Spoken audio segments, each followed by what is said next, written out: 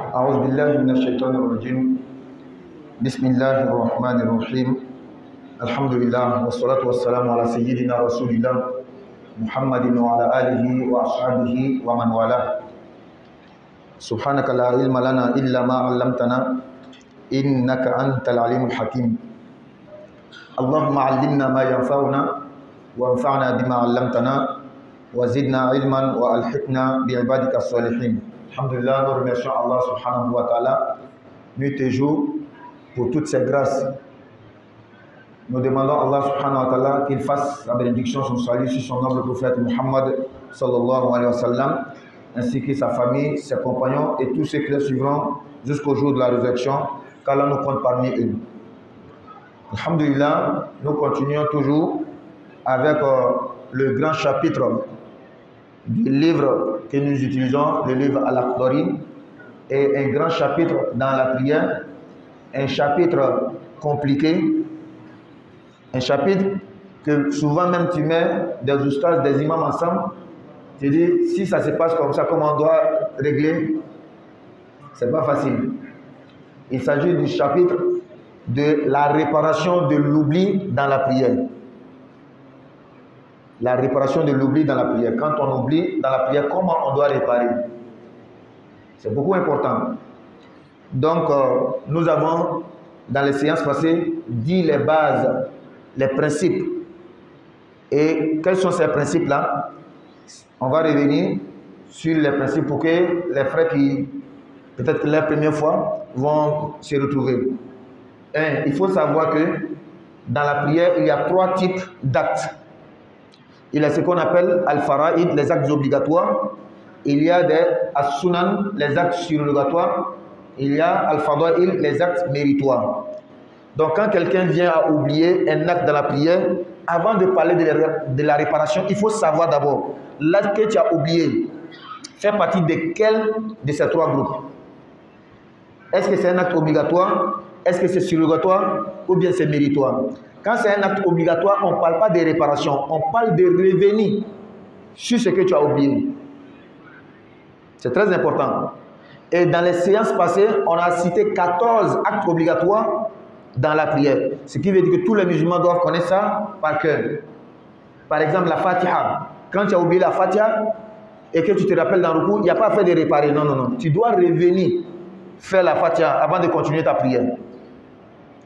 Si tu as oublié le ruku, tu es dans le sujoud, tu t'es rappelé, il n'y a pas à faire de réparer. Tu dois revenir faire le ruku. Donc l'acte obligatoire, on ne peut pas réparer. On doit revenir sur l'acte. Il y a l'acte surrogatoire. C'est en ce moment-là, quand on oublie, on ne revient pas sur l'acte oublié, mais on peut réparer. Il y a l'acte méritoire. Il ne nécessite même pas réparation. Quand tu oublies l'acte méritoire, Dieu même te pardonne. Et même si tu t'entêtes à réparer, ta prière est annulée. Regardez comment, à partir d'un faux pas, tu penses que tu es en train de bien faire, tu peux annuler ta prière. Donc, il faut connaître d'abord. Quand tu pries, tu as j'ai oublié. Qu'est-ce que j'ai oublié? Ce que j'ai oublié là, est-ce que je dois revenir faire? Ou bien je dois réparer seulement, ou bien je ne fais rien, je continue ma prière comme ça. Maintenant, ce que tu as oublié, si c'est un acte surrogatoire que tu dois réparer, comment on répare? C'est en quoi faisant on répare? C'est avec 2 sujoud, 2 prosternations, on répare. Quand? À la fin de la prière. Donc, il y a 4 types d'oubli. Il y a le manquement, on a diminué quelque chose. Il y a l'ajout, on a ajouté. Il y a dans une prière, on a fait les 2. On a diminué et ajouté. Et 4e, c'est le doute. On est en train de douter, est-ce que j'ai diminué ou je n'ai pas diminué? Quand on diminue, on répare par 2 sujoud à la fin de la prière avant de faire salam. Quand on a ajouté, on répare par 2 sujoud, mais après avoir fait salam, on fait les 2 sujoud avant de faire un 2e salam. Si on a fait les 2, dans une même prière, tu as diminué, tu as ajouté, tu fais un seulement, ça prend les 2, c'est le qabla. Tu fais 2 sujoud avant de faire salam et c'est bon, ça prend les 2.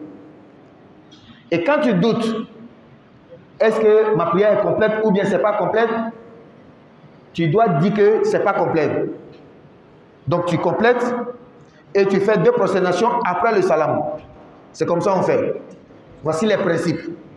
Maintenant, il y avait des détails qu'on donnait et on était sur le point de faire la salat sur le prophète Muhammad sallallahu alayhi wa sallam. Quelqu'un il est dans la prière, Allahu Akbar, il entend quelqu'un en train de dire Muhammad sallallahu alayhi wa sallam a dit, quand tu entends Muhammad, tous les musulmans savent que tu dois dire sallallahu alayhi wa sallam, mais et dans la prière, on dit il n'y a pas de problème. Même quand tu pries, tu es en train de lire Fatiha, Alhamdulillah, Rabbil Alamin, Ar-Rahman Ar-Rahim, Cheikh dit, Inna Allah wa malaikatahu yusalluna ala nabi, Ya ayyuhallazina amanu sallu, tu entends, tu es dans la prière, tu dois dire sallallahu alayhi wa sallam. Même si tu es en train de lire Fatiha, même si tu es en train de lire Surah, même si tu es dans Ruku, tu es dans n'importe quelle position dans la prière, quand tu entends le nom du prophète, tu dois faire sallallahu alayhi wa sallam. Or pourtant, le sallallahu alayhi wa sallam que tu dis, ça ne fait pas partie des paroles de la prière, surtout au moment que tu es en train de dire. Et c'est un ajout, mais ça ne fait rien. Oui.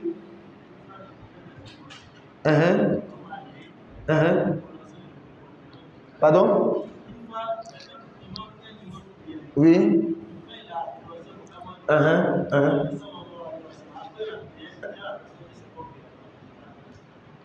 Quelqu'un a dit, sallallahu alayhi wa sallam, l'imam a dit que ce n'est pas obligatoire. Très bien. Il a prié dans une mosquée, l'imam a pris un verset, par exemple, le verset Muhammad Rasulullah, dans Surat al-Fatih. Muhammad Rasulullah, wallazina ma'ahu ashidda al-kufar ruhama bainahum. Donc quelqu'un a dit, sallallahu alayhi wa sallam, après l'imam l'a dit que ce n'est pas obligatoire. Regarde comment la parole du prophète, de l'imam est bien posée. Ce n'est pas obligatoire. Mais est-ce que c'est interdit? N'est-ce pas? Il dit que ce n'est pas obligatoire. Mais il n'a pas dit que c'est interdit. Il n'a pas dit que ce n'est pas bon. Donc l'imam a su bien parler. Oui, il a su bien parler. Et nous sommes sur un point.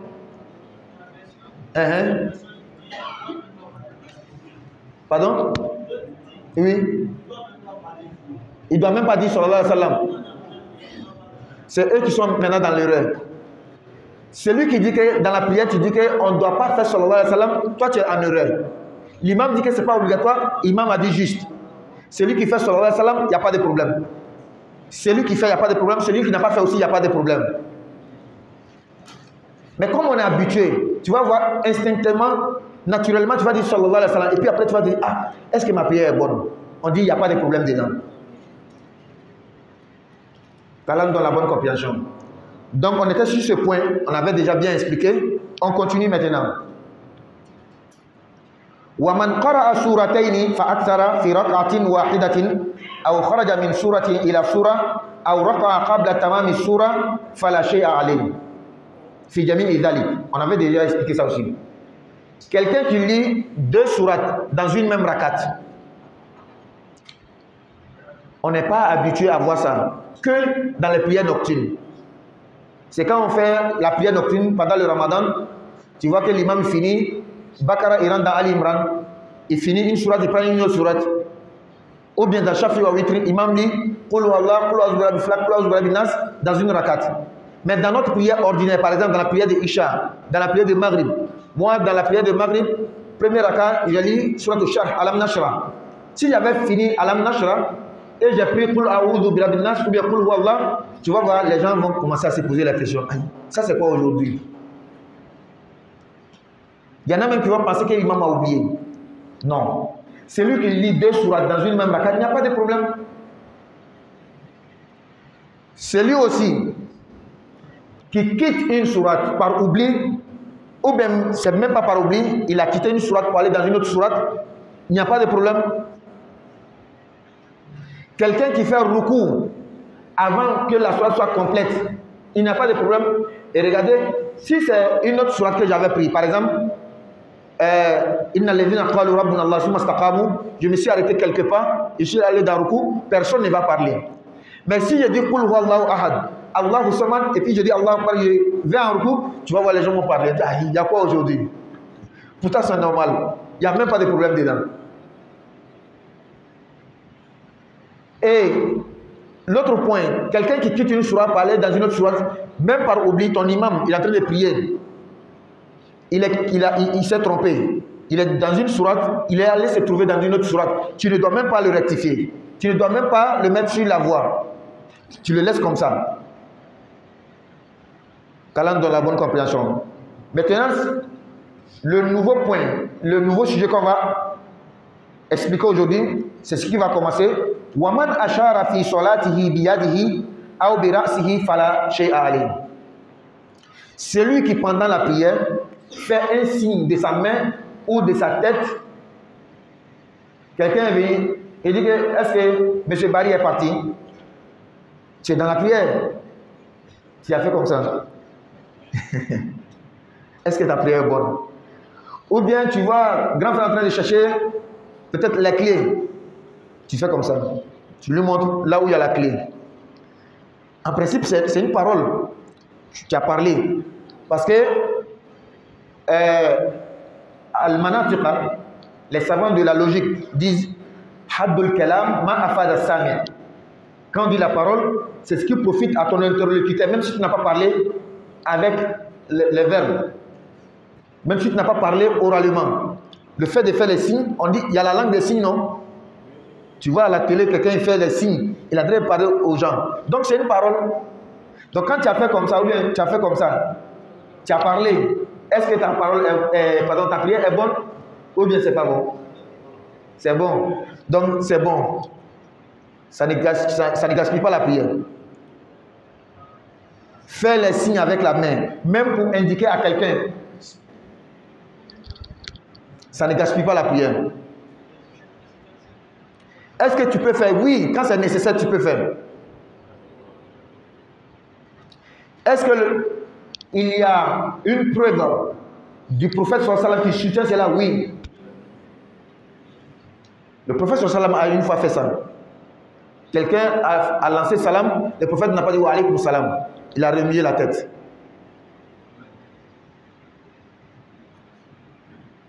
Une fois, non? La réponse du salam est obligatoire. Il y a les anges qui sont là. Mais comme on est dans la prière, on ne peut pas dire wa alaykum salam. Donc il faut faire le signe. Le prophète a fait le signe avec la tête. Pour nous montrer qu'on peut faire le signe avec la tête, ça ne fait rien. Qu'Allah donne la bonne compréhension. Il y en a, oui. Oui. Oui. Oui. Oui. Oui. Donc, je prie, je reprends la question. Je suis en train de prier. Il y a des enfants qui font des pagailles autour de moi, ils font des bruits. Je dis, chut. Est-ce que ça gaspille la prière? Oui. Parce que le chut, c'est un son. Voici la différence entre le fait de signer avec les mains ou bien la tête et le fait de dire chut, c'est un son. Et c'est considéré comme la parole qui gaspille la prière. Donc ça, on ne fait pas. On peut faire autre signe. Subhanallah aussi. Je viens. Voilà. Là, ça ne gaspille pas. Et même on va arriver. On appelle dans le livre, il dit Wattanahnu. Devant, il va nous expliquer. Le fait de faire ça ne gaspille pas. Parce que ce n'est pas un son qui est considéré comme la parole. Tu vois que c'est un son. Mais en français, on dit racler la gorge. Ça ne gaspille pas. N'est-ce pas? Le cheikh a parlé de Subhanallah. Quand quelqu'un fait quelque chose, tu dis Subhanallah. Ce qui est bien, il faut dire Subhanallah quand l'imam a fait erreur. Oui. Mais Subhanallah, dans la fin en train de faire quelque chose comme ça, non. Maintenant, il y a un autre sujet. Maman est venue t'appeler, tu es dans la prière. Ou bien papa, ou bien quelqu'un est en train de t'appeler. Et il y a un hadith, c'est une histoire, on raconte d'un saint, un pieux qui s'appelait Jurayj. Jurayj. Un saint, un pieux qui avait laissé les gens, il allait quelque part pour adorer Allah. Sa mère est venue le voir, il était dans la prière. Sa mère l'a appelé. Comme il était dans la prière, il n'a pas répondu. Et la mère l'a maudit. Et la malédiction est tombée sur lui. Mais attention, ça c'est l'histoire de Jurayj qui ne fait pas partie de la communauté du prophète Muhammad sallallahu alayhi wa sallam. Et les savants al-usuliyun, yaqulun hal shar'u man qablana shar'un lana. Donc, ce qui arrivait à Jurayj, c'est une histoire qui doit nous enseigner, respecter maman et papa. Mais dire que quand tu es en train de prier, maman t'appelle, tu dois couper la prière. Non, non, non, non. Surtout une prière obligatoire. On ne coupe pas la prière. On peut faire les signes. Elle va savoir, maman va savoir. Si c'est les femmes, elle peut taper la main. Attention pour l'éliminer ça. Si un garçon fait aussi, il n'y a pas de problème. Mais ce n'est pas ça qui est pour nous. At-tasbih li rijal. Subhanallah, c'est ce qui est pour les hommes. Donc si il fait il n'attend pas, on peut venir Subhanallah pour le faire savoir que, ou la faire savoir que je suis en train de prier. Et maman même musulmane, si je suis en prière, elle doit savoir. Peut-être c'est maman non musulmane qui ne peut pas différencier entre il est à la mosquée, il n'est pas à la mosquée. Il est en train de prier, il n'est pas en train de prier. C'est maman non musulmane qui peut être dans cette confusion. Qu'Allah nous donne la bonne compréhension. Donc nous venons pour dire, quand on est en train de prier, on fait les signes, il n'y a pas de problème. Et il n'a pas seulement fait les signes avec les mains, même souvent c'est déplacé. Dans un autre hadith, le prophète sallallahu alayhi wa sallam priait. Mais la porte, il était arrêté à côté de la porte. Quelqu'un a fait subhanallah, il devait rentrer. Le prophète s'est déplacé et la personne est rentrée. Ce qui veut dire que même pendant la prière, faire quelques mouvements, ça ne gaspille pas la prière. Donc, quand ton téléphone est en train de sonner, on avait déjà parlé de ça, on va revenir dessus. Tu es en train de prier, on est ensemble, tu pries à la mosquée, ton téléphone est en train de sonner, mon frère, abaisse-toi, prends ton téléphone, il faut couper, pour que nous tous on soit en paix. Sinon, tu vas gaspiller notre prière. Tu vas gaspiller notre prière dans le sens qu'on ne sera pas concentré. Je dis dans le sens qu'on ne sera pas concentré. Sinon, même s'il veut qu'il fasse tous les bruits, ça ne gaspille pas la prière. Seulement, on n'est pas concentré. Mais ça ne gaspille pas notre prière. Souvent, tu vas attendre, on va dire, ah, les enfants, ils ont fait beaucoup de bruit, ça va gaspiller notre prière. Non, non, non, ça ne peut pas gaspiller ta prière. Ce qui gaspille la prière, on a expliqué ici. Ça ne fait pas partie de ce qui gaspille la prière. Mais seulement, tu ne seras pas concentré. Et la prière, c'est la concentration. On parle avec Allah. N'est-ce pas? Je reprends. Quand ton téléphone sonne, il faut t'abaisser pour prendre. Ça ne gaspille pas la prière. Ce sont des mouvements tolérés. Arrivé devant, on va même expliquer. Quand tu es en train de prier, quand un serpent vient ou quelque chose comme ça, comment est-ce que tu dois te comporter? On va expliquer ça. Tu es en train de prier, il y a un enfant. Peut-être qu'il va toucher une chose chaude comme ça. Tu vas bouger, mais ça ne va pas gaspiller la prière. On va arriver, tu es en train de... Tu es dans la prière, il y a le vomissement qui est venu. Tu vas te déplacer, aller vomir et revenir. Ça ne va pas gaspiller la prière. Oui, mais arrivé, on va bien expliquer. Sinon, ça ne sera pas chic. Qu'Allah donne la bonne compréhension. Non. Donc, celui qui fait les signes avec les mains, ça ne gaspille pas la prière. Avec la tête, ça ne gaspille pas la prière. Mais attention, que ça ne soit pas de l'amusement. Par futilité, pour rien comme ça, tu fais les signes. Là, ce n'est pas bon. Qu'Allah donne la bonne compréhension. Malgré que ce n'est pas bon, ça ne gaspille pas la prière. Tu vois un frère, il est en train de prier, il joue avec sa montre. Il ne faut pas dire, mon frère, ta prière est gaspillée. Non, non, non. Il faut lui conseiller, mon frère, mais quand tu pries, tu es devant Allah, sois concentré. Mais tu n'as pas le droit de lui dire que sa prière est gaspillée. La religion, c'est la science. C'est une juridiction, ce sont des lois. Nous, on pratique. Même si ça ne nous plaît pas souvent. Tu vois quelqu'un est en train de faire quelque chose. Si c'était toi, la religion, si ça t'appartenait, tu allais dire, mon frère, je gaspille ta prière. Mais on dit, ce n'est pas pour toi, c'est pour Allah. Voici les versets, voici les hadiths qui expliquent. Nous, on explique, on dit que lui, là, sa prière n'est pas gaspillée. Mais ce qu'il fait là, ce n'est pas bien. Qu'Allah donne la bonne compréhension.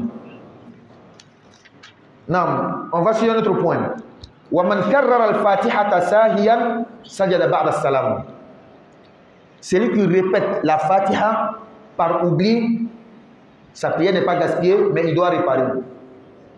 Qu'est-ce qu'il fait? Il fait Ba'da Salam. Il faut s'habituer à ces termes-là. Ba'da Salam, Qabla Salam. Ba'da Salam, Qabla Salam. On doit s'habituer. Ba'da Salam, ça veut dire après le Salam. 2 sujoud après le Salam.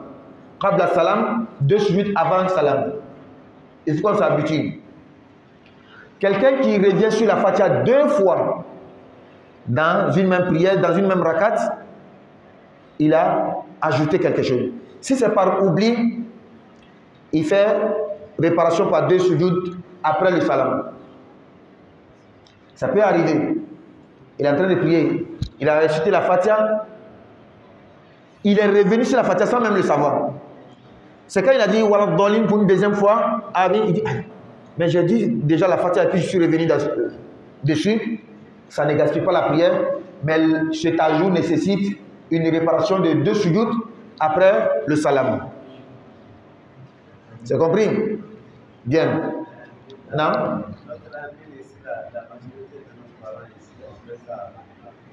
Oui. Oui, une chose qu'on doit rectifier. Beaucoup parmi nous disent Amin avant l'imam. On doit dire Amin après l'imam. On ne dit pas Amin avant l'imam.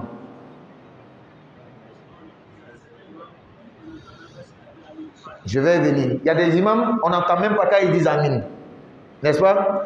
Maintenant, moi, je dois connaître mon imam. Mon imam dit Amin en haute voix ou bien il ne dit pas en haute voix. Si mon imam dit Amin, je dois l'attendre. Parce que le prophète dit sallallahu alayhi wa sallam, wa idha ammana fa aminu. Lorsque l'imam dit Amin, alors dites Amin. Mais il n'a pas dit Amin. Pourquoi toi tu dis Amin? Maintenant, je viens sur le premier point. Hein? Oui. Oui.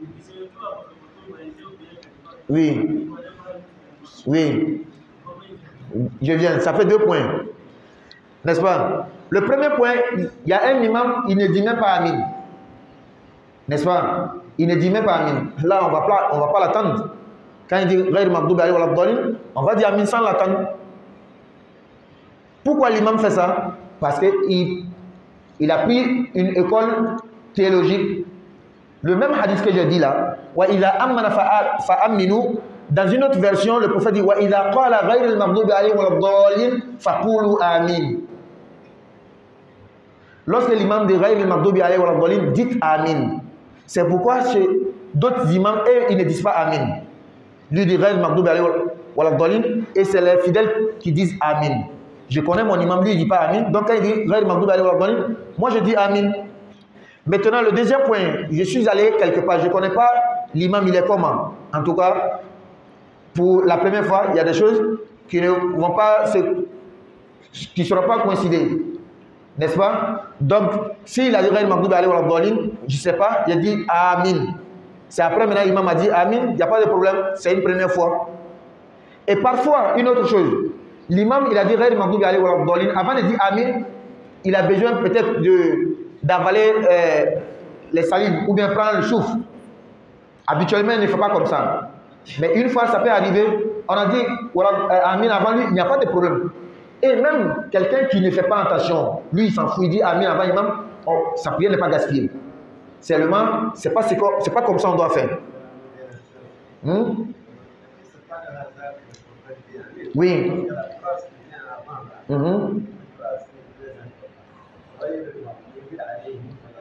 Non. Oui. Ghayr Maghdoubi alayhim wa lad-dallin, c'est une doua. On demande à Allah, on commence d'abord par Ihdina siratal mustaqim. Guide-nous dans le droit chemin. Siratal lazina an'amta alayhim. Le chemin de ceux que tu as comblé de faveurs. Ghayr Maghdoubi alayhim wa lad-dallin. Non pas de ceux qui ont encouru ta colère, ni des égarés. C'est une doua. Donc, si l'imam a dit Amin, on dit Amin. S'il n'a pas dit Amin, c'est lui qui nous a fait doua. C'est à nous de dire Amin. C'est comme dans la bataille de Badr. Le prophète faisait doua, Abu Bakr disait Amin. N'est-ce pas? Donc parfois, moi je fais doua, je n'ai pas le temps de dire Amin, c'est toi qui dis Amin, Amin, Amin, Amin. N'est-ce pas? Qu'Allah donne la bonne compréhension. On continue. Donc quelqu'un qui lit 2 fois Fatiha dans une même prière par oubli, il a fait un ajout qui nécessite une réparation de 2 sujoud après le salam. Wa in kana amidan fa zahiru al-butlan. Si sciemment, par exprès, toi-même tu sais que tu as déjà lu la Fatiha, tu reviens sur la Fatiha, les savants ne sont pas catégoriques. Ils disent, en tout cas, les textes tels qu'on comprend de façon superficielle, ta prière est annulée. Mais d'autres disent que ce n'est pas annulé. Et je vais même faire une remarque ici. Dans d'autres écoles, dans d'autres mazhab, quelqu'un qui lit Fatiha 2 fois, sa prière n'est pas annulée. Mais selon le rite malikite, c'est annulé. Toujours nous, on donne ces détails-là pour que le musulman soit au courant, il soit éveillé. Partout où tu pars, tu sais que lui là, il ne fait pas comme moi, mais il a une preuve dans la main. N'est-ce pas? Qu'Allah donne la bonne compréhension, oui. Oui. Oui. Oui.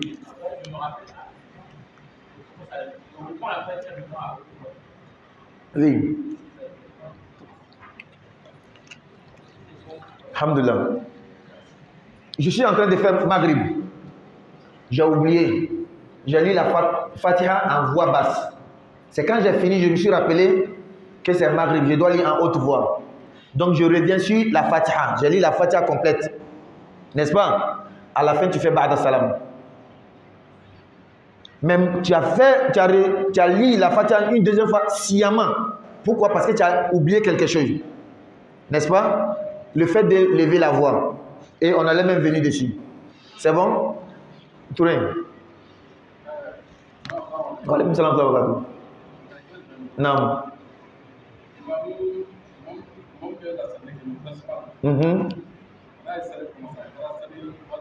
Non.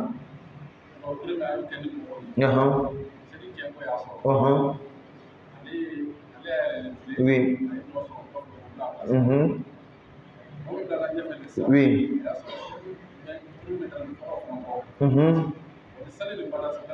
Non. On est en train de prier. L'imam, pendant la prière, son ablution est gaspillée. Il a quitté la prière, il a mis quelqu'un. Cette personne n'avait pas trouvé la première rakat avec l'imam. C'est ça? Comment est-ce qu'on doit faire? Il y a déjà une erreur. Il y a déjà une erreur. Parmi les conditions de succéder à l'imam dans la prière, il doit débuter la prière avec l'imam. Parmi les conditions. C'est pourquoi le prophète sallallahu alayhi wa sallam a dit, et ça c'est important, mais souvent on ne tient pas compte. Et souvent aussi c'est des situations qui nous peut-être mettent dans ça. Le prophète dit qu'il s'arrête derrière moi, ceux qui connaissent et ceux aussi qui sont posés mentalement, les doués d'intelligence. C'est deux choses que le prophète a dit. Quelqu'un il connaît, mais aussi des gens sages. C'est eux qui doivent s'arrêter directement après l'imam. Et c'est pourquoi ce qu'on appelle un naïb, l'imam adjoint, 1, 2, 3 comme ça, ils doivent s'arrêter derrière l'imam. Parce que quand quelque chose veut se passer, sa prière est gaspillée, il doit quitter. Ou bien même il va se tromper, ou d'autres choses comme ça, c'est eux qui doivent prendre la relève, pas une autre personne. Dans la mosquée de Médine, on nous disait, je ne sais pas si c'est vérifié, qu'il y a 50 hafiz. 50 hafiz, 50 personnes qui ont tout le Coran dans la tête, c'est eux qui sont arrêtés derrière l'imam. Normalement, c'est comme ça qu'on doit organiser. Donc, il y a eu cette erreur.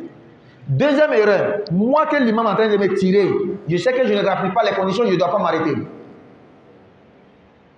Même si quelqu'un va quitter derrière pour venir, c'est lui qui va quitter pour venir. Il peut se déplacer. Comme tout de suite, on a parlé de mouvements. Il y a des mouvements qui sont tolérés. Même si, par exemple, je prends un exemple, dans notre mosquée, lui qui peut diriger la prière, il est dans la deuxième rakat parce qu'il est venu en retard. Quand l'imam fait comme ça, on doit se regarder.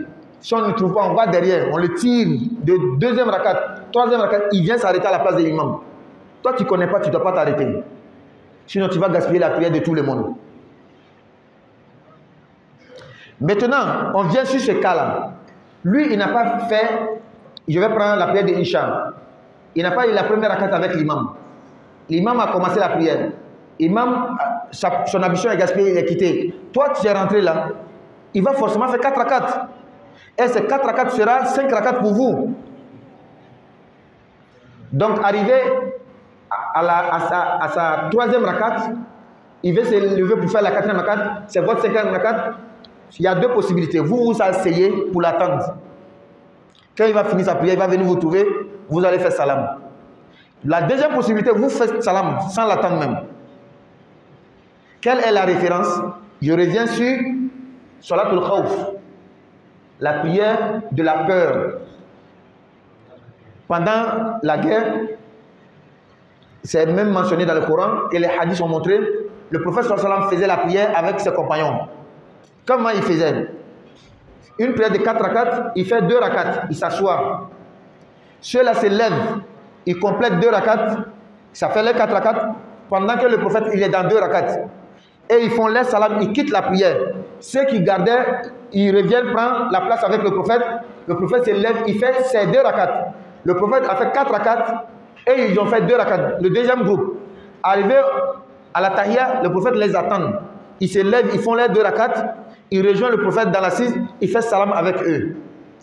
Donc il a commencé la prière avec le premier groupe, mais il n'a pas terminé avec eux. Le deuxième groupe est venu trouver que le prophète a déjà fait 2 rakats, mais il a terminé avec eux, et puis ils ont fait 4 rakats. Le prophète a fait 4 rakats, premier groupe a fait 4 rakats, deuxième groupe a fait 4 rakats. Mais avant d'arriver à cette situation compliquée là, voici le règle qu'on ne devait pas faire. Ceux qui doivent s'arrêter derrière l'imam, il faut les choisir. C'est pourquoi je donne un conseil. Lorsqu'on dit staou, celui qui veut, parce que souvent il n'y a pas beaucoup de monde, même les oustaz ils sont en retard. Mais avant de t'arrêter derrière l'imam, tu dois regarder d'abord. Tu sais habituellement qui prie quand l'imam n'est pas là. Ou bien l'imam, qui est-ce qu'il met à sa place? Quand tu vois il est là-bas, appelle-le, viens t'arrêter ici, c'est ta place. Parce que quand c'est chaud, lui qui peut continuer l'avion, c'est lui qui est là. N'est-ce pas? Qu'Allah donne la bonne compréhension. C'est vrai que le prophète a dit le premier rang est beaucoup méritoire.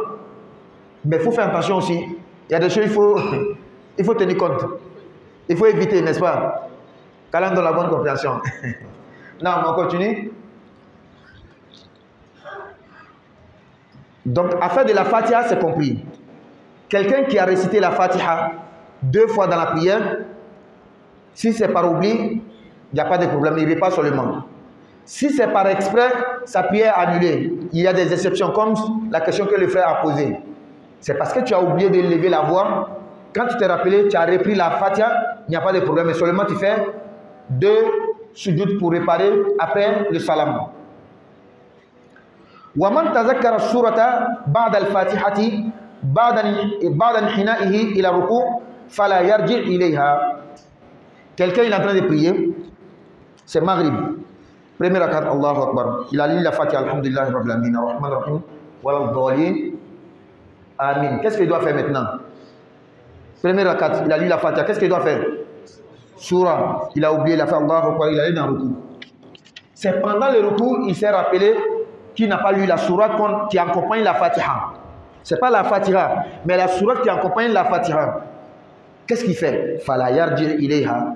Il ne revient pas. Il continue sa prière.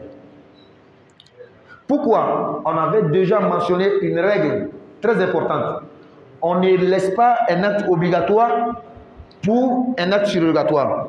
Quand tu as oublié un acte surrogatoire et que tu t'es retrouvé dans un acte obligatoire, tu t'es rappelé l'acte surrogatoire, on ne laisse pas l'acte obligatoire pour l'acte surrogatoire.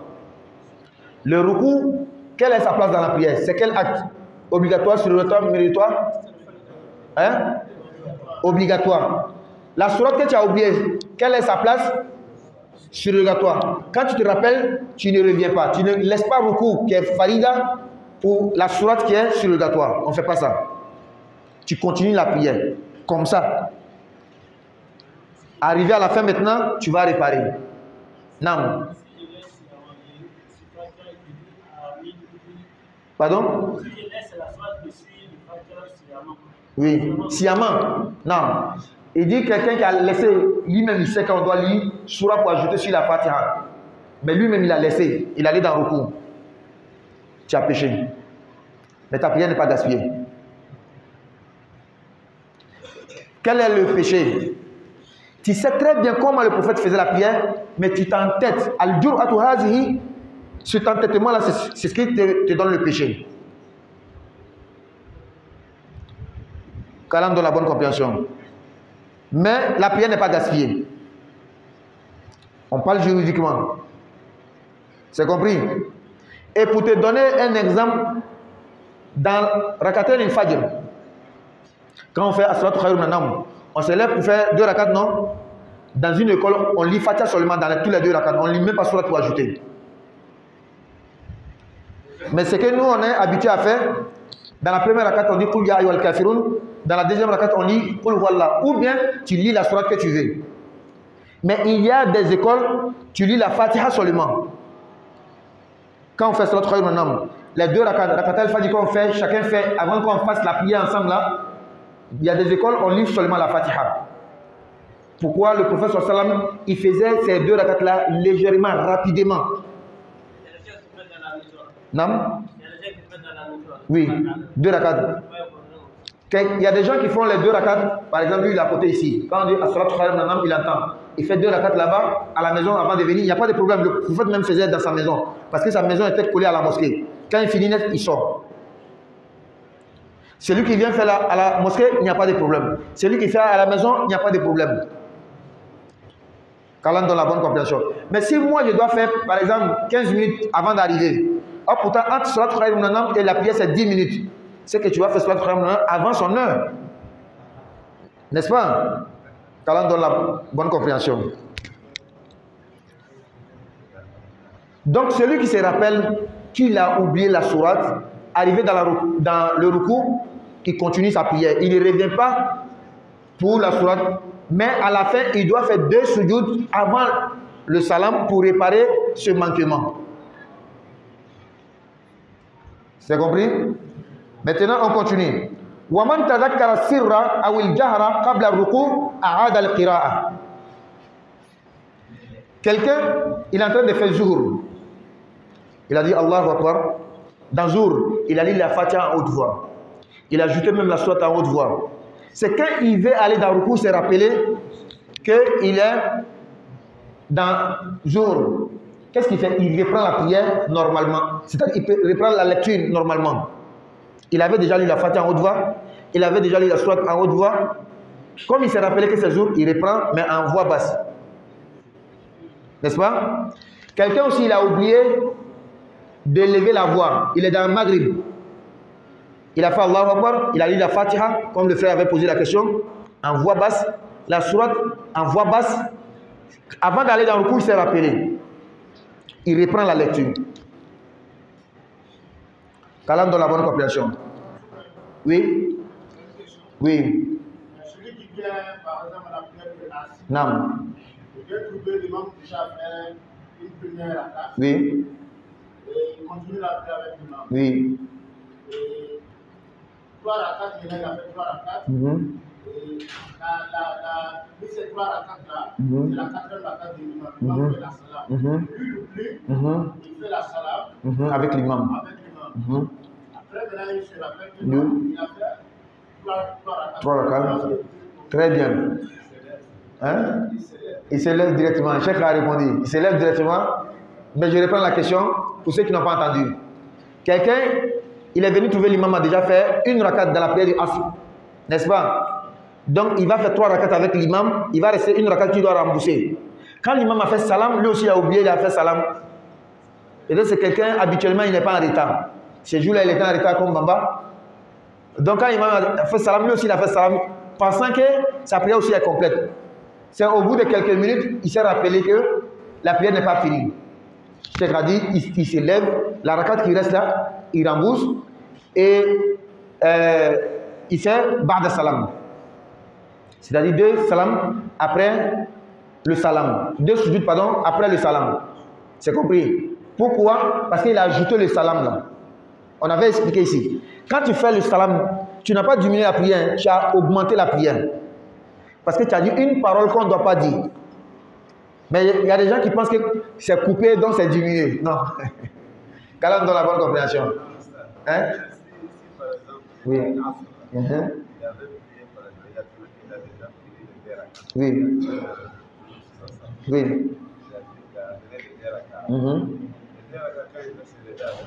Oui.